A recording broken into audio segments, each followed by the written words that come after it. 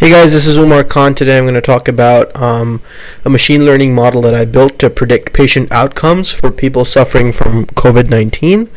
The data set that I used to build the model was anonymized data from patients seen at the Hospital Israelita Albert Einstein at Sao Paulo, Brazil. And they collected samples to perform SARS-CoV-2 from patients who had been admitted versus patients who had not been admitted. And they also had additional laboratory tests that had been performed during their people that had been admitted to the hospital.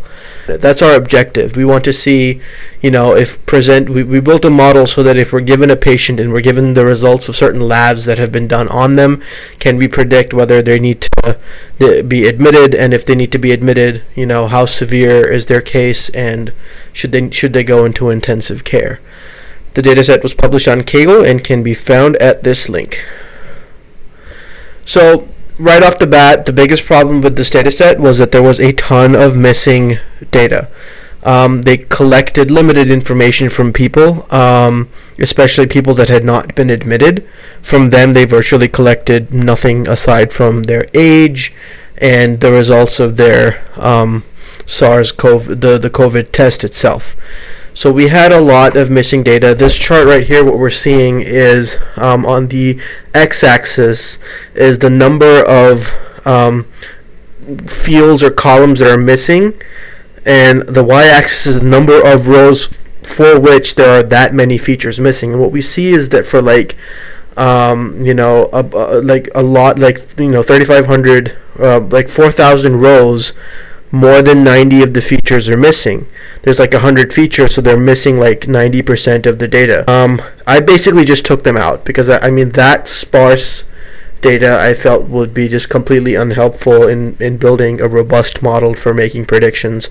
So I took those out, which left me with about 1,300 rows, which is sufficient for building a good model. 1,300 rows of good data is better than 3,500 or 5,000 rows of bad or barely present data. So next, let's look at the columns, and this chart is kind of doing the opposite. It's showing us, how much each column was filled. And the orange bars show us the amount of data that was present in the column for admitted patients, and the blue is for the patients that had, for all patients regardless of their admission status. And we generally see that patients that had been admitted, naturally they were tested at higher rates, which makes sense because they would do lab tests if you're admitted, but if you're just dropping by the hospital for a test, or if your case is not severe enough to be admitted, they wouldn't actually test you for anything because they're trying to conserve resources. And then the other thing is we see that the tests themselves seem to be performed at generally the same rates, whether you're admitted or you're not admitted. So that kind of gives us this idea of which tests are important, which ones are performed first. First they check your red blood cells and your lymphocytes and your leukocytes and so on, and then it's a decreasing order of frequency of the test being used, and rare and fewer cases they use the ones that are all the way down here. Alright, so then we go on to modeling. When we're modeling for this problem, I ran multiple models, and I chose from those that performed the best. So in making the models, or in making any machine learning models, but actually no, particularly for this one, the trade-off was between precision and recall. Precision being, how many people that the model predicts as requiring intensive care actually needed intensive care versus just needing regular admission or no admission, versus recall is how many people that actually need intensive care were captured by the model. We need to try to find everybody who needs the intensive level of care so that nobody's left out. And generally speaking, we prioritize recall because it's okay if our model predicts some people as requiring intensive care even though they don't, because that's fine. The consequences of that are not as great as leaving somebody out who needed intensive care but the model didn't capture them. At the same time, we don't want precision to be too low. right? Because we can make sure that everybody who needs intensive care gets it by just sending everybody to intensive care. Obviously, we can't do that because there's not enough beds in intensive care. So we want to, try to optimize precision to some extent. But generally speaking, the thing is, if ever in a situation where I found I had to choose between precision and recall, I leaned towards recall, and I tried to optimize recall as much as I could.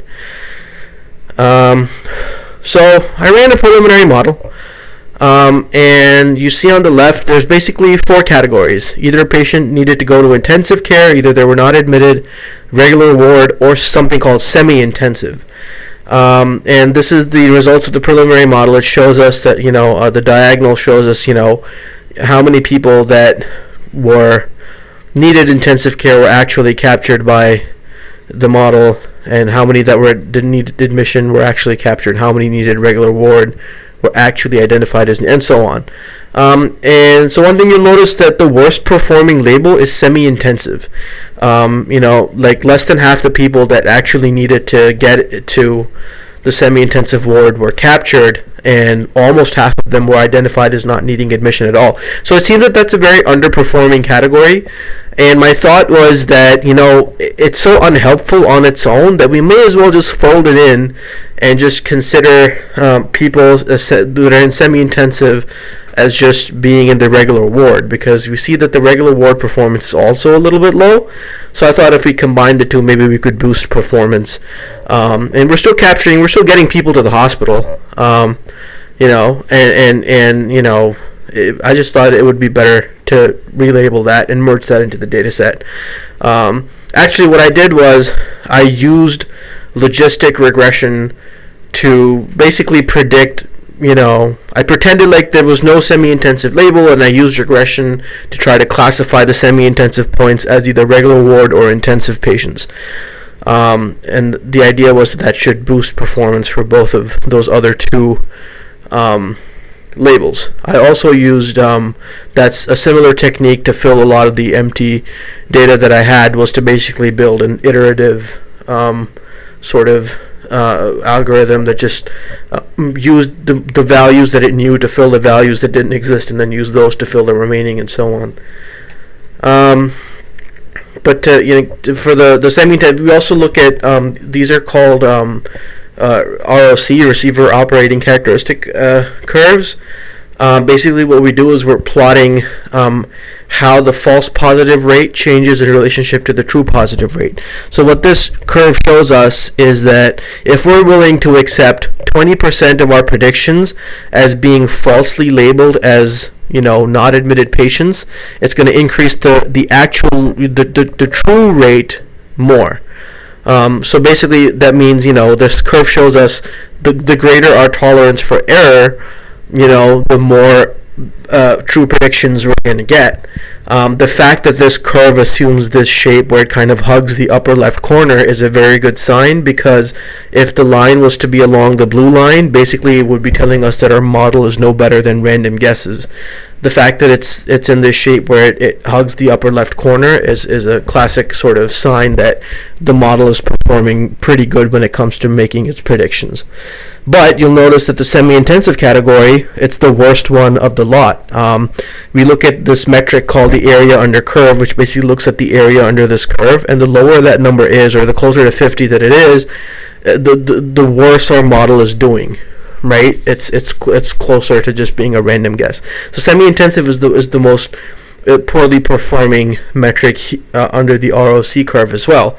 So that's just more a reason for us to just discard it. So I ran a bunch of models, logistic regression, support vector machines, XGBoost, and then I also use different weighting techniques to address the fact that we have imbalanced classes, meaning that we have 1,300 rows but very few people that are in intensive or even the regular ward. So we need to sort of make the model more sensitive to those minority classes, and there's different ways to do that. I used SMOTE, and I used explicit dictionary weights, and I found that the SMOTE technique was the best, and overall the model that did best was a logistic regression model using cross-validation and SMOTE. and we see that the recall in that model is for intensive is 1. That means the model was able to find every single person that needed intensive care. The precision is a little low, meaning that 75% of the people that the model identified as requiring intensive care actually needed intensive care, which isn't too bad. That means that 25% of our predictions that people we said, oh, these people need intensive care, actually didn't need intensive care. But the fact that there's so few total predictions, it's really not that bad. And then for the regular ward, we had good performance. We were able to find 95% of the people that needed to go to the regular ward, and the precision was 88%, which is even better.